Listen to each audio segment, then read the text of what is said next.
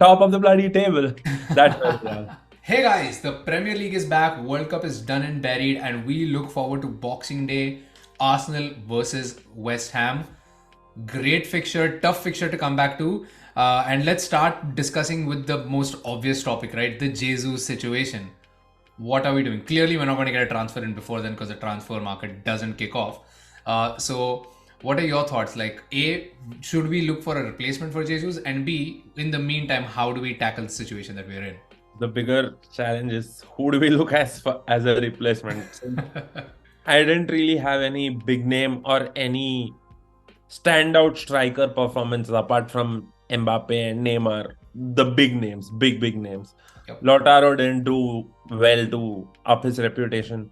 We've been hearing about Vlahovic might consider or things like that, but Arsenal, I doubt, are in a position where they might want to splurge on a striker like that. We need someone who's experienced but available. It's a weird permutation combination that we need to figure out. And I This would have believe, been a great time to have someone like Lacazette yeah, in the it squad, right? could be, or even a Giroud for that matter. Yeah. But it's all ifs and buts at this point, and I'm not certain how we are going to fare on the transfer front. If anything goes, I think with Emil Smith Rowe coming in, Martinelli may have opportunities to play up front, rotate with Eddie, who might start more games. And if the Madrid transfer happens, then we may have that possibility where Emil Smith Rowe, Martinelli, and Madrid can play, or Saka, Emil Smith Rowe, and Martinelli can play up front. I think the possibilities increase with that one transfer. I'm just worried about how we peter through the 2 months, the 1 or 2 month layoff that Gabby Jesus has, and probably a few more games after recovery because I'm not sure he's going to play the whole 90 Yeah. or be there on the pitch for a valuable contribution as much. He has to take it slow. The club has to take it slow with his recovery because you might not want to force him and then have another bigger injury setback, which is quite the possibility. So, very difficult position to be in, not something that other big clubs have not been in. We have to see what's the approach Arteta takes, and I, for one, will just say trust the process. Yeah, I agree. I mean, Mudrik is the only real big move that we've been linked for. Apparently, the move can be announced any time now because he's definitely on board with the move. Not a striker option like you mentioned. And I think a good thing to fall back on is when we loaned Aubameyang out to Barcelona last season, right? They didn't panic. They didn't try to go into the transfer market to get another striker just because they didn't have like an out and out number nine for themselves. They kind of made do with Lacazette and Nketiah.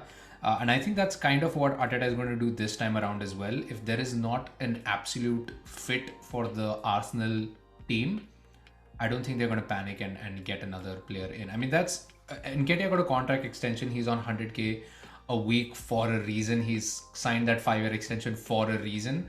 I think Arteta will rely on Nketiah. But you're right in which, like, if Modric comes in, it gives him the extra option of putting Gabriel Martinelli through the middle. Although in all of Arteta's interviews, he's really loved Martinelli through that left side of the attack. And again, does it really make sense to splurge 50-60 mil on a striker who is, for all intents and purposes, when Jesus is back, go into a rotation option, and then we're going to have 3 strikers vying for one position on the field. I don't think Arsenal are going to try to do that. It just, there's like that whole squad harmony question in there as well, right? But for all intents and purposes, for that West Ham game, I feel like it's Nketiah who's probably going to lead the line. He's had a long time off as well, a lot of time to work on his game, improve. And Martinelli, I believe Martinelli is back at London Colney. Saka just joined as well. So I think we're going to have a full strength squad for that West Ham game. Everyone is going to be playing in there, of course, except Jesus. And I feel like Nketiah will start. And that being said, let's talk about that match, right? What do you think? What do you think happens there? It's a home game, so that's the biggest positive that we can take. Is the first game back is a home game, so we should be favorites to go in and win it. West Ham still here and there not having the best season. Where do you see this one going? I do believe there could be a 1-0 victory to us.